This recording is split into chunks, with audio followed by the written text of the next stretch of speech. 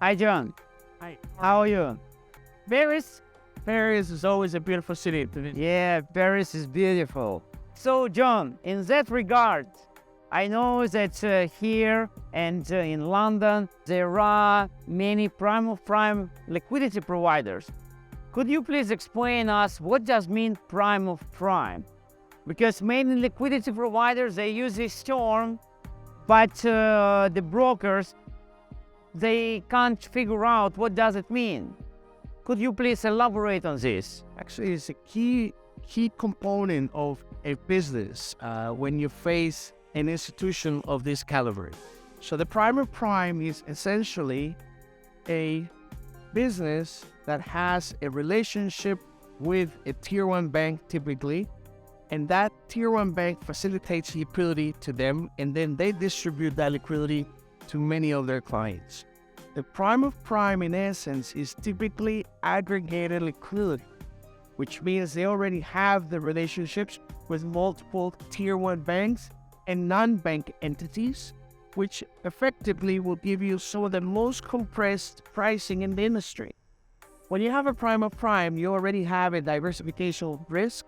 Why do you have diversification? Well, just think of it this way, Ron.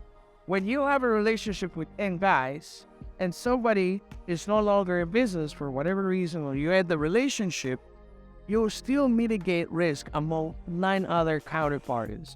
So the prime of prime solution becomes a very cost-effective way to access tier one bank, interbank liquidity.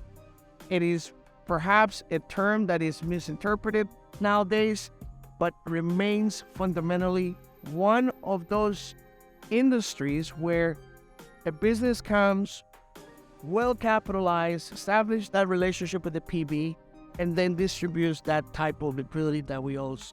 I see. So, John, besides of that, I guess there is also another element that might be also taken into consideration, that some of the LPs, they price you in only specific instrument.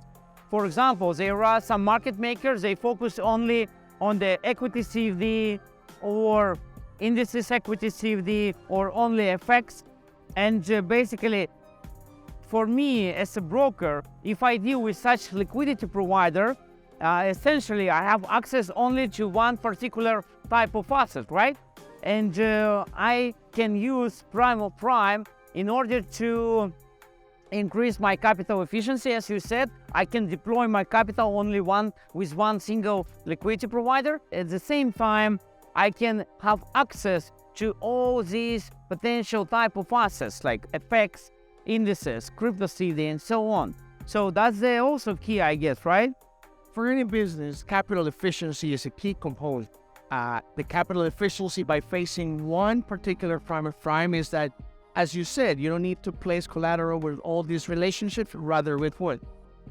And of course, the prime of prime, don't forget, it's primarily focused on precious metals and FX, but there are providers of prime of prime that offer you multiple assets. The full range of asset classes. So that's part of what I call the research you must do with that counterparty. And always remember, Arthur, these businesses have a tendency to be very well positioned in the market because they're well capitalized, they have the expertise, they have the teams, all the legal work, all the assessments that are required. I think, especially in the broker-dealer space, in the H1 world, etc., these relationships are key to your success.